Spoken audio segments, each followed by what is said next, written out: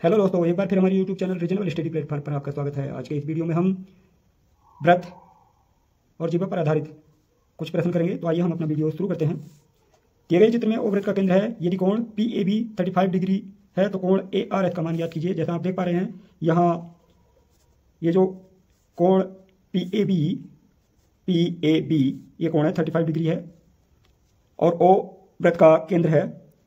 तो ओ व्रत का केंद्र है तो जाहिर सी बात है AB व्यास होगा। अगर AB व्यास है तो यह जो है वो एक अर्धवृत्त होगा और अर्धवृत्त में स्थित जो कोण होता है वह समकोण होता है, ये 90 डिग्री होगा। तो इस प्रकार जो कोण B है, B निकालने के लिए 90 - 35 = 55 डिग्री होगा।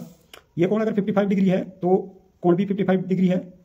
या AP द्वारा जो ये वृत्तखंड है, इस वृत्तखंड में स्थित कोण R और कोण B समान होंगे क्योंकि एक ही वृत्तखंड में स्थित कोण बराबर होते हैं। अगर यह कोण 55 डिग्री है तो यह कोण भी 55 डिग्री होगा। हमें कोण ARS निकालना है। तो ARS एक सरल रेखा पर ARS और कोण ये है तो इसको हम 180 डिग्री से 55 डिग्री घटा देंगे, वो 125 डिग्री आएगा जो हमारा आंसर होगा।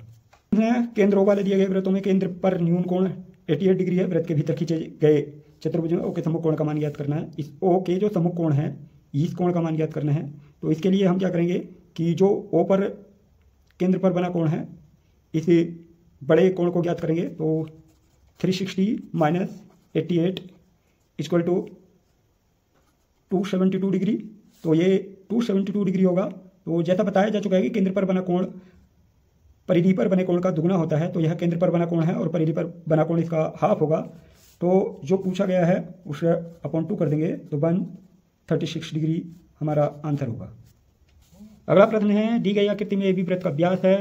AP A पर वृत्त की स्पर्शरेखा है। विस्तारित BC स्पर्शरेखा से P पर मिलती है। जैसा आप देख पा रहे हैं, यह 36 डिग्री है, ये एक स्पर्शरेखा है और ये जो BC जीवा है वो P पर मिल रही है। तो हमें कोण OC 36 डिग्री है ये।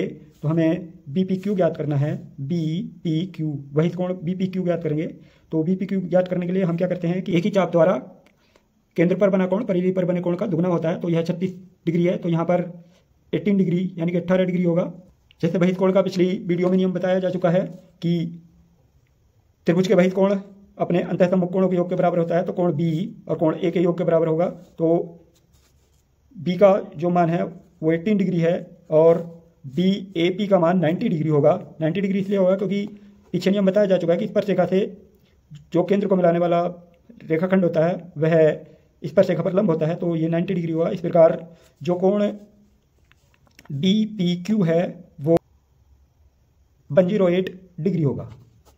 यदि ऐसे और ऐसे भी एक बाहरी बिंदु ऐसे वृत्त की स्पर्शरेखाएं हैं तो ऐसे बराबर 12 cm और कोण ASB बराबर 60 डिग्री है। जीवा AB की लंबाई कितनी होगी? तो ये एक वृत्त है और इस वृत्त पर ये SA और SB दो स्पर्शरेखाएं खींची गई हैं और ये जीवा AB है। जैसा बताया गया है कि जो ASB है वो 60 डिग्री है। तो हमें इस जीवा की लंबाई ज्ञात करनी है और जो AS है वो 12 cm है। तो पिछली वीडियो में नियम बताया जा चुका है कि बाहरी बिंदु से जब वृत्त पर स्पर्शरेखाएं खींची जाती हैं तो दोनों स्पर्शरेखाएं बराबर होती हैं। अगर ये 12 cm है तो ये भी 12 cm होगा। अब त्रिभुज के तीनों कोणों का योग 180 डिग्री होता है। तो 180 डिग्री इन जो दो कोण हैं इन दोनों का योग 80 डिग्री - 60 = 120 डिग्री होगा। और जैसा आप देख पा रहे हैं कि दोनों भुजाएं समान हैं। यदि त्रिभुज में दो भुजाएं समान हो तो उनके जो सम्मुख कोण होते हैं वे भी बराबर होते हैं। तो इसलिए कोण A बराबर कोण B होगा, दोनों कोण बराबर होंगे। तो 60 120/2 = 60 डिग्री। तो इस प्रकार जो कोण प्राप्त होंगे वो 60 डिग्री होंगे। तो जब किसी त्रिभुज के तीनों कोण बराबर हो जाते हैं तो वह त्रिभुज समबाहु त्रिभुज होता है और उसकी सभी भुजाएं बराबर होती हैं। तो इस प्रकार हम देखेंगे जो AB की लंबाई है वो 12 सेंटीमीटर होगी। दो वृत्तों की त्रिज्याएं 3.5 cm और 4.5 cm है। उनके केंद्रों के बीच की दूरी 10 cm है। तो अनुप्रस्थ समान स्पर्शरेखा की लंबाई ज्ञात करनी है। तो जैसा पिछली वीडियो में बताया गया है कि जो अनुप्रस्थ स्पर्शरेखाएं होती हैं वो इस प्रकार होती हैं।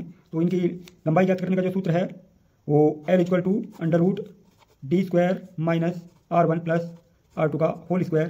क्योंकि अनुप्रस्थ हैं तो हम इसे देखेंगे कि हम प्लस यूज करेंगे R1 प्लस R2। अगर ये अनुस्पर्शिका होती तो जैसा आप अनुस्पर्श का निशान देख पा रहे हैं यह माइनस को दर्शाता है, तो यहाँ पर जो है हम माइनस का चिन्ह प्रयोग करते हैं, अर्थात इनका डिफरेंस का स्क्वायर करते। तो जो दूरी है दोनों केंद्रों के बीच वो 10 square minus R1 plus R2 यानी कि 3.5 प्लस 4.5 का स्क्वायर इक्वल टू 100 माइनस इनका जो टोटल आया वो 8 स्क्वायर, तो 100 माइनस 64 इक्वल टू 36 बराबर 6 cm। तो जो अनुप्रस्थ समान स्पर्शिका की लंबाई है वो 6 सेंटीमीटर आएगी। अगला प्रश्न है, दी गई आकृति में PB 20 सेंटीमीटर है, AO 15 सेंटीमीटर है, तो वृत्त और P के बीच की न्यूनतम दूरी ज्ञात कीजिए। तो हम O और P के बीच की दूरी ज्ञात करेंगे, जिसमें P और O के बीच की दूरी ज्ञात करने के लिए हम सूत्र प्रयोग करेंगे, क्योंकि स्पर्शिका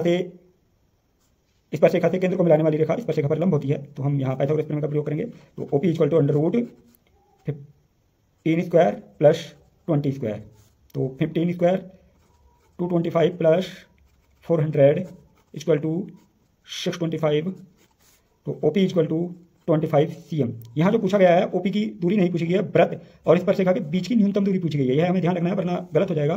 तो वृत्त यहाँ तक है और P के बीच की दूरी, तो इसलिए यहाँ तक ये एक त्रिज्या है जो 15 सेंटीमीटर है। इस 15 सेंटीमीटर को घटाएंगे तब हमारी दूरी निकलेगी। तो इसमें से 15 सेंटीमीटर माइनस करने के उपरांत जो वृत्त और P के बीच की दूरी है वो 10 cm होगी, जो हमारा अंतर होगा। अगला प्रश्न है, दो स्पर्शिकाओं के बीच का जो कोण है वो 75 डिग्री है। तो बताइए ऐसी स्पर्शिकाएं खींचने के लिए वृत्त की एक जोड़ी त्रिज्या के बीच कितने अंश का कोण होना चाहिए, ऐसा नियम बताया जा चुका है।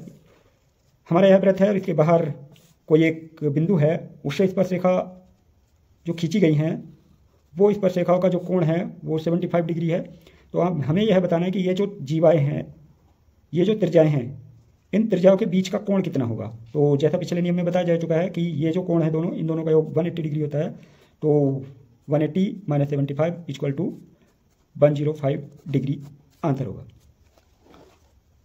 यदि आपको हमारा यह वीडियो पसंद आया हो तो हमारे वीडियो को लाइक और शेयर कीजिए तथा ऐसे ही अच्छी वीडियो देखने के लिए हमारे YouTube चैनल को सब्सक्राइब कीजिए। धन्यवाद।